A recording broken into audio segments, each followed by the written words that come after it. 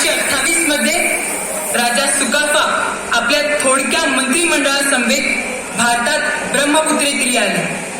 तसे तर हे साम्राज्य मूळचे म्यानमारचे, पण अगदी थोड्याच कालावधीत त्यांनी स्थानिक प्रजेला आपलंसं केलं. नवीन अर्थव्यवस्था अगदी उत्तम पद्धतीने सांभाळली. अहोमांनी आसामवर अगदी 600 वर्ष राज्य केले. भारतात प्रवेश केल्यानंतर सुद्धा त्यांनी स्थानिकांना न लुटता तिथली संस्कृती आपणवली. अहोम ईशान्य भारतातील असे साम्राज्य ज्यांनी मुघलांना तब्बल 17 वेळा पराभूत केले, परंतु त्यांचा गौरवशाली इतिहासाला उजाळा मिळाला नाही. चला तर मग इतिहासाची पाने उलगडून त्यांच्या शौर्याला मानवंदना देऊया. अलीकडे मुघलांसोबत झालेल्या युद्धात पराभूत राजा जयध्वजने आपले साम्राज्य वाचविण्यासाठी त्यांच्या 6 वर्षीय राजकुमारीला मुघलांना हरम म्हणून द्यावे लागले.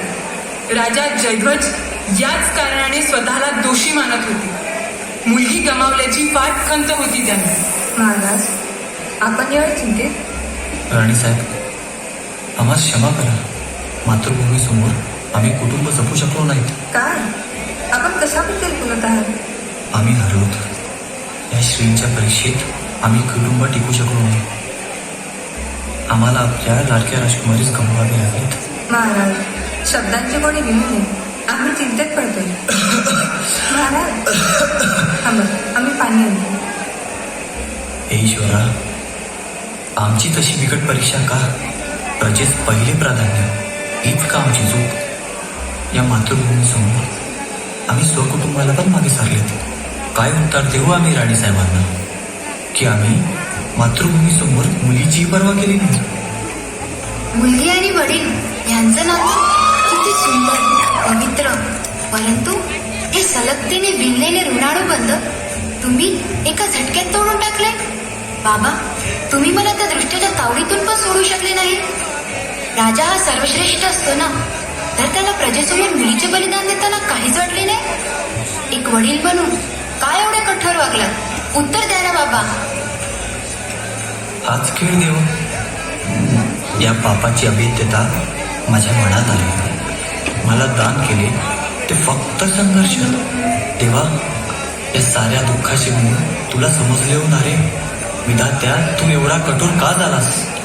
एका बाजूला आम्ही ज्यांना जन्म दिला त्या राजकुमारी, आणि आमच्या एका शब्दावर मातृभूमीकरिता जीव वाळून टाकणारी ही प्रजा. मी जलो जरी आज मी, हा माझा अंत नाही. उठेल मी पुन्हा, हे सामर्थ्य नाशवंत नाही. महाराज, महाराज, महाराज!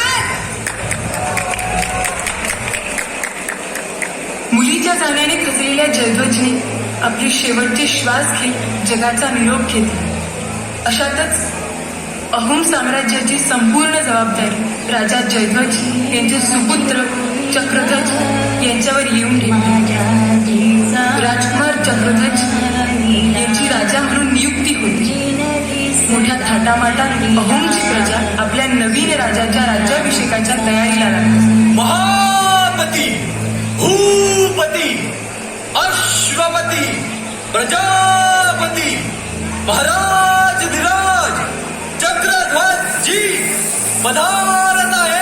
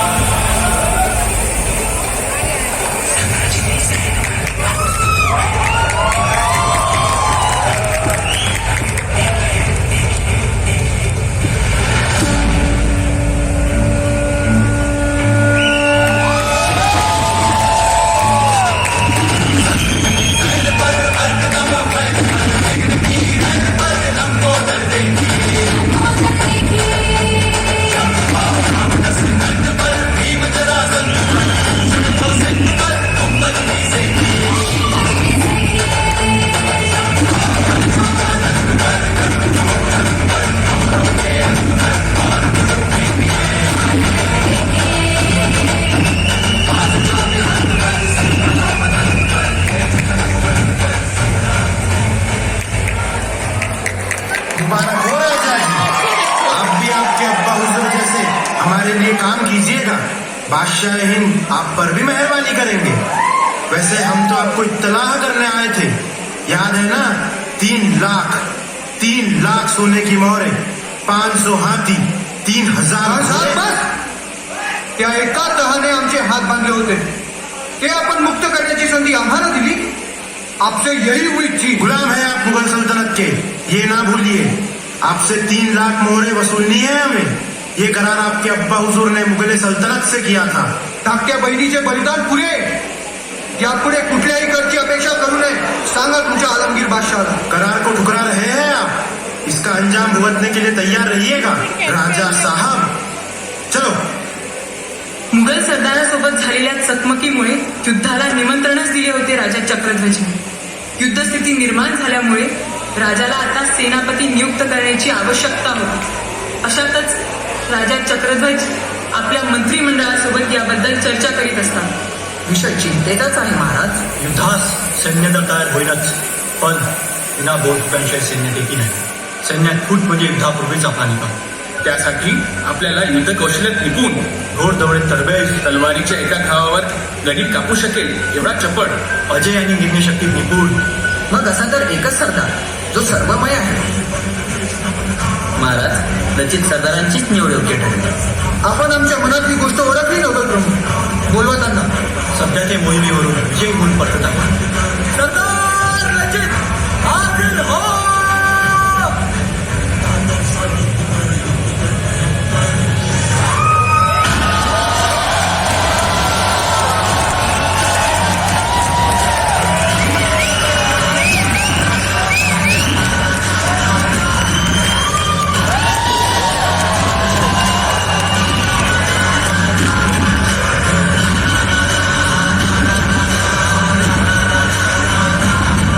आज्ञा असावी महाराज।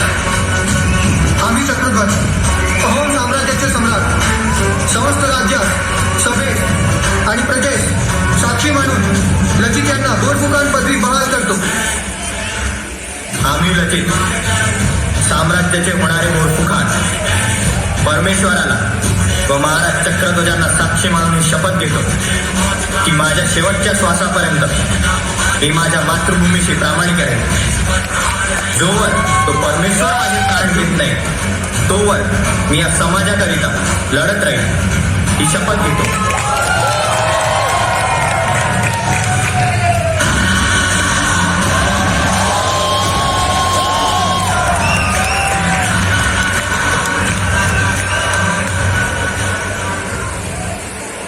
राजा चक्रध्वज आपल्या राजदरबारात येणाऱ्या मेंदूमेटी आनंदोत्सवाबद्दल विचारपूस करत असतो। तेवढ्यातच मुघलदूत तेथे येऊन प्रकटतात। चक्रध्वज महाराज को मेरा सलाम। मुहिए अल-दीन सुल्तान आजम बादशाह सल्तनत आलमगीर औरंगजेब ने आपके लिए फरमान भेजा है महाराज। बादशाह सल्तनत ने हमें याद किया है। जी महाराज। ये तो हमारी खुशनसीबी है। पढ़िए, क्या लिखा है फरमान में? सुलह का धिक्कार यानी जंग का ऐलान। हम जंग नहीं चाहते और आप भी। आपके राज्य में जितनी प्रजा है उतना तो हमारा सेना दल है। आप हमारे सामने पल भर भी टिक नहीं पाएंगे। आपकी की हुई भूल को नजरअंदाज करते हुए आपको एक और मौका देते हैं। माफी आणि आम्ही ते या औरंगजेबाला मुळीच नाही। मुघल दूताच्या पत्राला राजा चक्रध्वज अगदी कणखर आवाजात ठणकावून सांगतो। यामुळेच मुघलांचा क्रोध अनावर होतो। अलीकडे मुघलांच्या सभेत रामसिंग सेनापती क्रुद्ध तेग बहादूर आपल्या पुढील वाटचालीबद्दल चर्चा करीत असतात। तेवढ्यातच बंगालचे युद्ध पराभूत होऊन शाहिस्तगार तेथे अचानक येऊन प्रकटतो। अहोम साम्राज्य पर आक्रमण कर चक्रध्वज को बंदी बनाने का बादशाह सल्तनत ने फरमान किया है। पर रास्ता काफी कम और चारों ओर घना जंगल। तोफखाना और हस्तदल को कूच करने में काफी वक्त लग जाएगा। आसान रास्ता माने ब्रह्मपुत्र। आपका क्या ख्याल है वैर्य सेनापति जी? ऐसी परिस्थिति के लिए आपातकालीन नौदल अभ्यास किए गया है।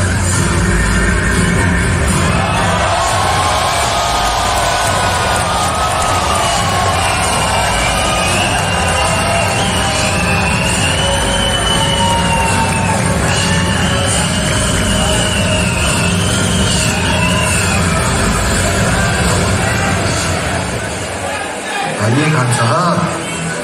वो अच्छी तरह जानते हैं कि हमारी बहरिया कमजोर है।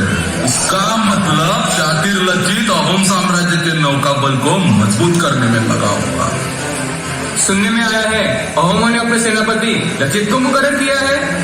तलवार चलाने में माहिर, राजकीय षड्यंत्र, युद्ध नीति, दांवपेच में निपुण, ऐसी शख्सियत है लचित। सेनापति बदलना यानी सरदार की नाराजगी। इसका फायदा उठाकर हो सके उतने सैनिकों और सरदारों को खरीद लीजिए। हर किसी के ईमान की कोई न कोई कीमत जरूर होती है।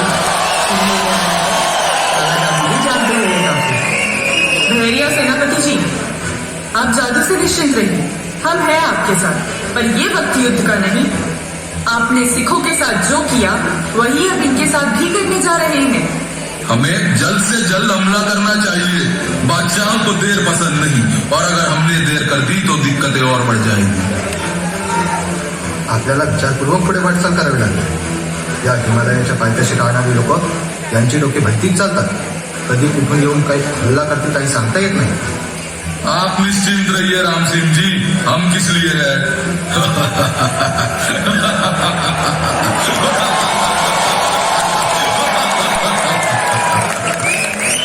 आपण असू द्या ना. सगळे भलीभाती जाणतात आपल्या बंगालमध्ये पराक्रम. आपल्या शौर्यगाथा पोहोचल्यात आमच्यापर्यंत. ये मत भूलिए कि आप गुलाम है मुगलिया सल्तनत के। दुश्मन चौखट पर खड़ा है और ऐसे कठिन समय में आपसी मतभेद ठीक नहीं। खबर मिली है कि वो गुवाहाटी के पास मिट्टी के किले बांध रहे हैं। जी महाराज, और अहोमों का नंगल काफी मजबूत। देख लेना, इन पे काबू पाना इतना आसान नहीं होगा। भारी कीमत चुकानी पड़ेगी इसकी। हम गुवाहाटी पे कुछ तो करेंगे, पर ब्रह्मपुत्र मार्ग से नहीं, यहाँ से खिंड से गुजरेंगे। सेनापती लचित मंत्रिमंडळासमवेत येणाऱ्या युद्धाची युद्धनीती ठरवत होते. भल्या मोठ्या मुघल सैन्याला सैन्य संख्येच्या आधारे हरवणे अशक्यच होते. त्यासाठी लचित गनिमी कावा रचत होते. अहोम सैनिक छोट्या युद्धनौकेतून मुघलांच्या मोठमोठ्या युद्धनौका नष्ट करण्याची तयारी करत होते. महाराज चक्रध्वजांनी मुघलांविरोधात युद्धाची घोषणा केली आहे. मुघल सैन्य गुवाहाटीवर कूच करण्यास निघाले असे ऐकण्यात आहे. मुघलांच्या डेऱ्यात रामसिंग, शाहिस्ते खान, सय्यद फिरोज खान असे मातब्बर सरदार आहेत. सामोरे युद्ध चालल्यास आपला निकाल लागणार नाही. बोरफुकान, आपली सैन्य शक्ती त्यापेक्षा कमी हे करेच, पण मातृप्रेम नक्कीच नाही. ही लाख मोलाची गोष्ट बोललात मंत्री. खरं तर युद्ध हे सैन्य शक्तीवर नाही तर या भिंतीवर जिंकलं जातं. या घनदाट अरण्यात गनिमी कावाशिवाय युद्ध जिंकणे हे अशक्य, आणि आपले सैन्य हे त्याला भलीभाती ओळखून आहे. आपल्या मातृभूमीवर नजर रोखू पाहणाऱ्यांचा खंडोबा आपण इथेच करणार. निबिड असे घनदाट अरण्य, त्यातून त्यांना वाट करणे कठीणच. अवाटे तोफखाना, अस्थिखाना सरगवण्यास वेळ लागेल. आपल्याकडे अरुंद खिंडी, बिकट पायवाटा, ज्यामुळे कमी सैन्य शक्तीनिशी आपण त्यांचा सामना करू शकतो. बोरफुकान, आपल्याला खिंडीत आणि पायवाटांनी विरोध करणे अनिवार्यच आहे. बरेच मामा, उद्याच तुम्ही कोकटांच्या पायथ्याशी सैन्य तळ उभं करा आणि हो बुरुज बांधण्याला सुरुवात करा. वेळ कमी आहे आणि कामगिरी मोठी, हे ध्यानात असू दे. होय बोरफुकान, आमच्यावर विश्वास ठेवा. आम्ही तुम्हाला निराश करणार नाही. होय, ते आम्हाला ठाऊकच आहे. मंत्रीवर, आपण आपल्या तुकड्यांनीशी पायवाटा मोडून काढायला सुरुवात करा, ज्यामुळे मामांना थोडा वेळ मिळेल बांधकामासाठी. हा, आणि एक गोष्ट आणखी, जेवढं होईल तेवढं शत्रू सैन्याचं मानसिक खच्चीकरण करणे सुरू करा. बोरफुकान, ऐकण्यास आहे की त्यांचा जादू टोण्यावर भरपूर विश्वास आहे. वा, मग अफवा पसरवा की आम्ही जादू टोणा जाणतो म्हणून. आपल्याला रसद पुरवठा रोखणे हे अनिवार्यच आहे, कारण फुकलेल्या सैन्याचे निकाल लागणे कठीण. मी माझ्या तुकडीसह याची कोंडी करण्यास सक्षम आहे. आपले काय मत आहे नौदल प्रमुख? ब्रह्मपुत्र ही तर आपल्याला लाभलेली दैविक देणच. त्याच्या खोऱ्यात साधणे देखील कठीण. त्यात माहितीनुसार मुघलांचे नौदल खूप कमजोर. पात्रातील आणि खोऱ्यातील माती ही भुसभुशीत आहे, ज्यामुळे हस्तिदल, तोफखाना सामोरे येणे शक्य. म्हणून मुख्य युद्धभूमी जर ब्रह्मपुत्रेची खोरे असेल तर मुघल सैन्याची खोली होण्यास वेळ लागणार नाही. मंत्रीवर, आपण पायवाटा एवढ्या मोडून काढा की त्यांना त्यांच्या सैन्य दलाची दिशा बदलायलाच हवी, ज्यामुळे सोपी वाट म्हणून ब्रह्मपुत्राचे खोरे हा एकच पर्याय राहील त्यांच्याकडे. हो, आपल्या छोट्या होड्या आणि कमी वजनी तोफा त्यांच्या अवाढव्य आरमाराला चकमा देण्यास सफल आहे आणि आपले नौदल तर ब्रह्मपुत्रेचा कानाकोपरा जाणतात. त्यामुळे ब्रह्मपुत्रेच्या खोऱ्यात मुघल सैन्य हरवणे सोपे जाईल. होय महाराज, आणि देवही निसर्ग रूपाने आपल्या पाठीशी उभा आहे. अंधारात तर भल्या धुक्यात जाणणारे आपले नौकावाहक आणि आपल्या साह्यास वर्षानुवर्षे वाहणारी ब्रह्मपुत्र अनादि काल से बहे, अनंत चाल से चले, विशाल पवित्र साक्षात पिता ब्रह्मपुत्र.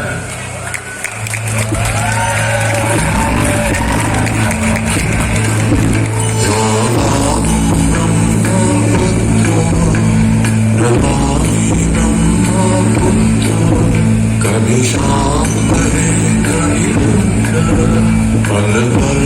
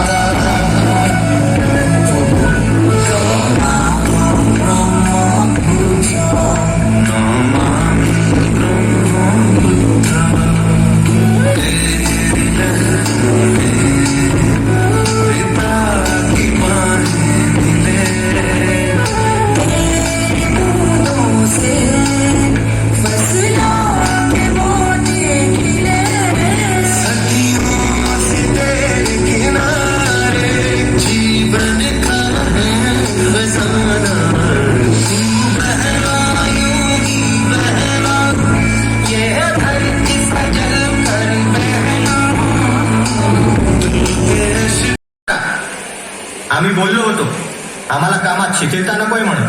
अरे लचित, येण्याची सूचना नाही केली.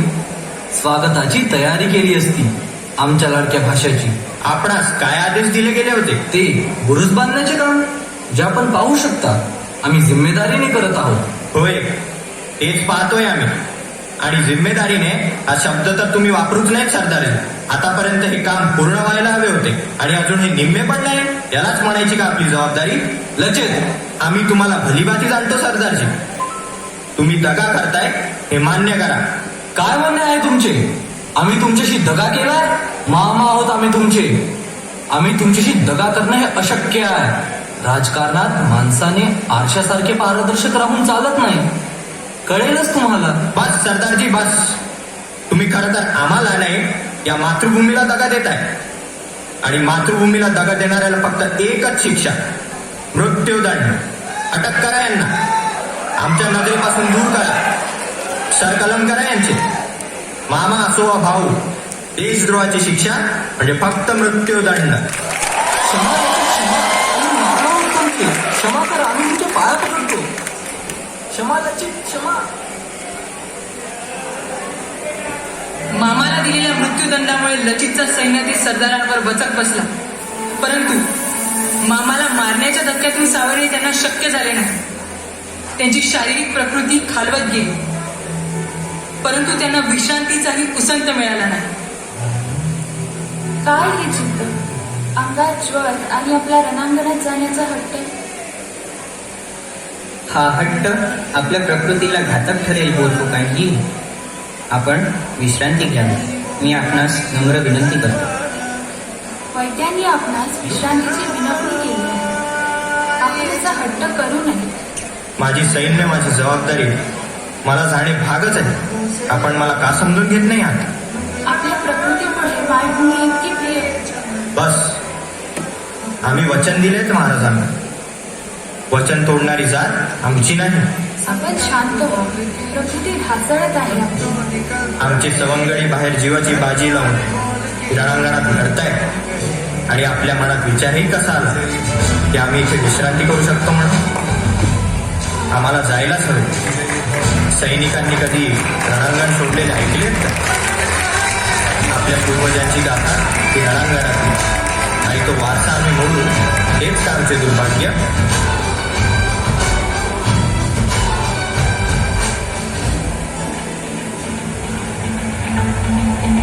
भली मोठी मुघल लचितच्या आजारपणाची बातमी ऐकून सैन्याचे मानसिक खच्चीकरण झाले.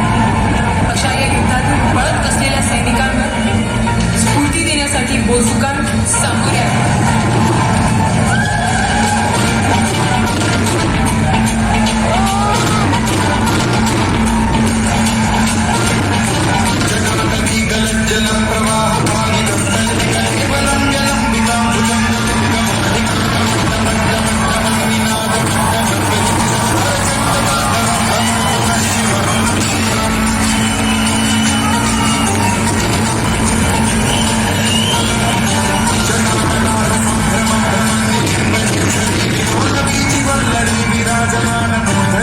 अरे थांबा, काय कायरासारखे पळताय? मृत्यू काय आहे मृत्यू? आपल्या सैन्यापेक्षा सैन्य मोठे हे आहे मृत्यू. रणांगणातून जिवंत पळून येणे हे आहे मृत्यू.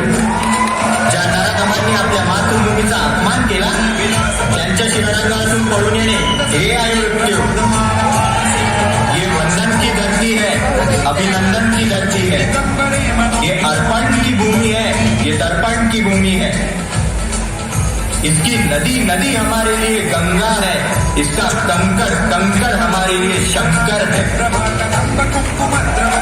पालख्या आपल्या वडांच्या काळरात्री येतच राहतील, पण त्यांना मधोमध चिरण्यात आपण सूर्य म्हणून जन्माला यायचं.